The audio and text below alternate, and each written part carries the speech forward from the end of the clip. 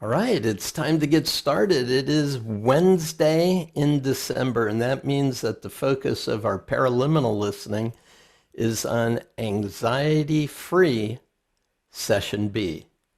Yesterday, we talked quite a bit about the idea of the importance of anxiety-free, and today there are some essential distinctions that I would like to offer you. This particular paraliminal is very deep in many, many ways. So let me break down a couple of the key ideas that may really help you understand why this is such a powerful idea. Let me first start by talking about the human mind and the principles by which it makes sense of the world. They're called universal modeling principles. The brain, taking in information, naturally deletes, distorts, and generalizes. That means any information that's coming in, it's got to cut it up and make sense of it really, really fast. Now, one of the things that happens with fears and ultimately phobias is that the human mind uses the information of a particular experience, responds in a way in order to feel like it survived that experience, but then generalizes it into a lot of other contexts. I'll give you an illustration. There was a woman who had been kind of sick physically, a lot of headaches. She took an overdose of pain relievers, went out with her family to a situation, and started having a panic attack when they were out in an open space. And what she thought was, oh my goodness, what if this happens when I'm in this situation and that situation, here and there, and all these other places? What if I had that level of a panic attack in other places? And guess what? Of course, now that the mind has imagined it, it generalized it, prepared her for it, and then would have a tendency to trigger that anxiety response in anticipation of an event that she was headed to. I worked with another woman who had a phobia of being on airplanes. You know, what appears to the mind is you see an airplane or you think of getting on an airplane to fly, and you have this triggered response of an anxiety attack. So it must have been the airplane that caused this feeling. I better not go on the airplane, otherwise that feeling will take over. I won't be able to manage myself. That's the brain generalizing. Within a couple of minutes, I was able to remove that phobia, and all the phobias she had about the same level of anxiety in a bus or a train or a car, couldn't be in the back seat of a car because she'd be too anxiety ridden. It all disappeared. It was really quite remarkable. So the basic protocol behind this is, you think of the threshold of your conscious awareness, okay? Kind of a wiggly line here. There's everything that's in your conscious mind and everything that's below the threshold of your conscious awareness. Make sense? So this you're conscious of, this you're not conscious of, but it's still playing. So person sees an airplane, goes inside, remembers a situation in which they had anxiety around an airplane, gets on the airplane, has a terrible event, the whole thing spirals out of control. They're in the airplane as it blows up or whatever happens, and then they come back to conscious awareness with this total anxiety attack, this panic attack. Now, they weren't aware of any of those pictures, any of those feelings. They only associated the airplane there with the anxiety here. No idea that all the other things were happening out of consciousness. So if you understand that as the basic mechanism for many of our phobic responses, or our big anxiety responses about specific items or things or situations that we're heading into, then the idea is to change what we're doing out of consciousness. Now, the second thing you need to know about is something called association and disassociation. So right now, you are in your body, you're seeing through your eyes, you're listening through your own ears, and you could become aware of the feeling of your feet and the chair that's behind you, under you, etc. That's associated present awareness. Now, the other thing you could do is you could remember a time when maybe you were swimming. And I don't know what the situation was, whether it was a pool or it was at the beach or in a lake, at the ocean.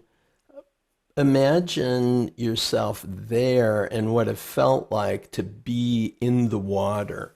And imagine the sounds, the water on your skin. Now, what you just did is you disassociated from the here and now. You went to another place. You disassociated from here. You went to another place and associated, stepped into your body in that other place. Now, this skill of associating and disassociating is very helpful. And what we want to do is we want to make sure that you're using that skill for your benefit. So you could disassociate from an anxiety feeling, associate with a resourceful feeling, and generalize that resourceful feeling into all the other contexts, situations, and circumstances in which you want or need them. Make sense? So these are powers of mind and powers that you actually have control over. A lot of situations, we don't have control over them. I get onto an airplane, I don't have control of the airplane, right? One of the things that really triggers people to have anxiety is when there's turbulence. So all of a sudden there's a boom, boom. And what happens to people? I asked someone who was sitting next to me who had an absolute terror attack. I knew I was going to help her get over that particular anxiety. I said, what do you imagine when we feel that bump? I think we just hit something. And what's the problem? Well, the wings are going to snap off. I'm a pilot, so to me that's hysterical. But the idea is there was the picture that she was playing in her mind. Until she quits playing that picture, that's going to be a problem, right? Okay, so getting in control, that's the key. Now, there's a third component of this program that's really, really helpful, and that's to create a scale. A scale in which anxiety is tolerable. So I ask you to think of a scale from 1 to 10, where 10 is completely out of control. And 3 is, you don't even feel anything. It's no more anxious than wondering where you're going to get your next drink of water. I mean, it's a non-issue. So what's a manageable range? Most people will say between 4 and 7.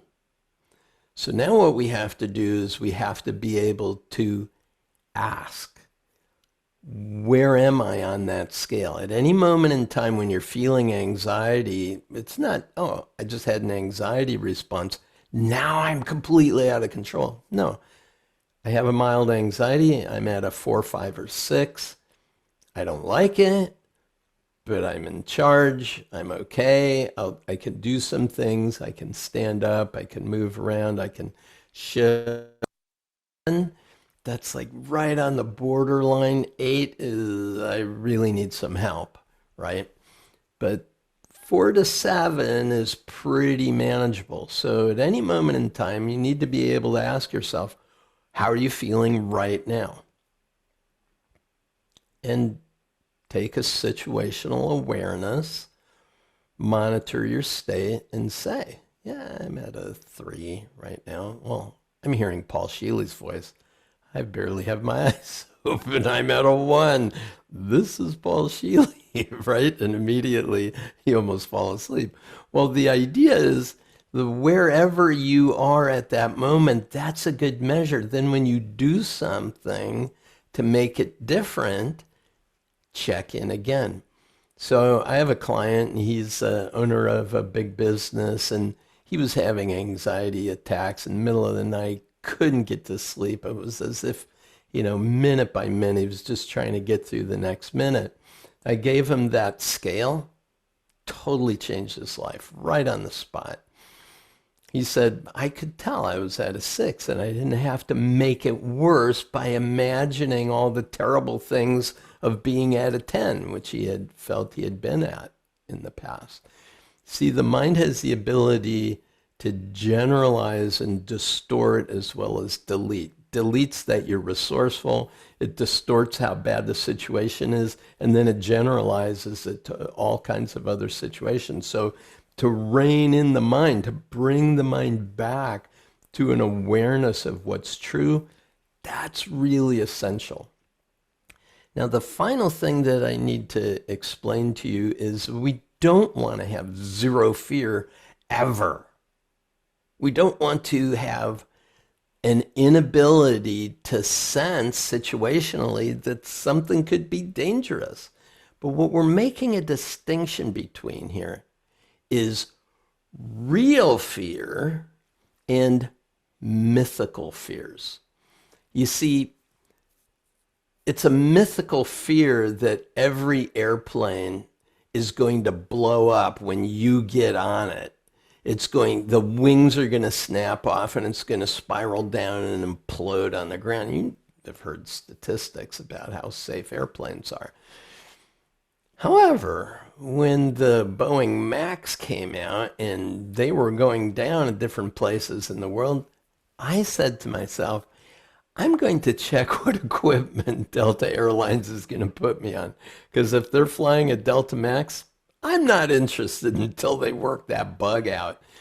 That's a real fear, right? There's real fears and there's mythical fears. Now, the big challenge that we have is when we have a mythical fear because of some situation that happened in our life and we've generalized it into all kinds of other situations and circumstances we might fear, then we have a faulty conclusion because we did something to protect ourselves. It protected us. And now we conclude that that dysfunctional behavior that I did has now caused me to be in control of my life. And so the mythical fear and the faulty conclusion work together to perpetuate this generalization. I know this is kind of deep stuff. I just want you to understand the reason that we're not eliminating all fears is because fears that are real, like don't crawl under that car with the jack on it unless there are some things to hold the car in case the jack lets loose. I mean, these are some things that just make sense that you're going to take care of. I worked with a person who had a phobia of dentists because someone told him how terrible it was when he had dental surgery. So he just generalized it, made sure he never went to a dentist for 30 years. Can you imagine what a mess that was?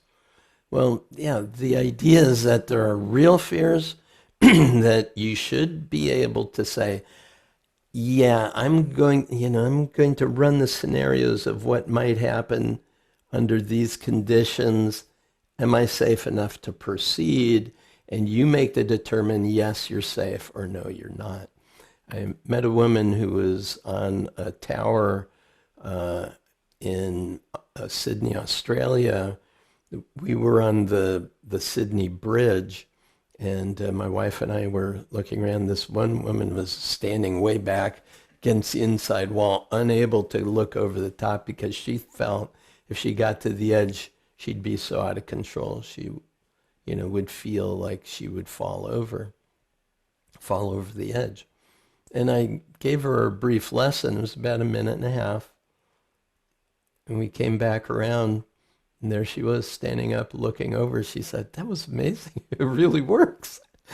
So anyway, all of this wisdom, all of this background, All of this capability is built in to anxiety-free session B. So you'll learn to create a scale. You'll learn to have a situational awareness to determine what's true. You'll be able to disassociate from anxiety responses and step into highly resourceful states. Yesterday, I talked about stacking resourceful anchors so that they're available to you. Have those ready to go. Keep building those throughout the month of December. Enjoy your listening to Anxiety-Free Session B if you have it. Go ahead and listen to it as soon as you can. You're going to get additional value as a result of our playing together. Thanks very much for participating. We'll see you again tomorrow. Bye for now.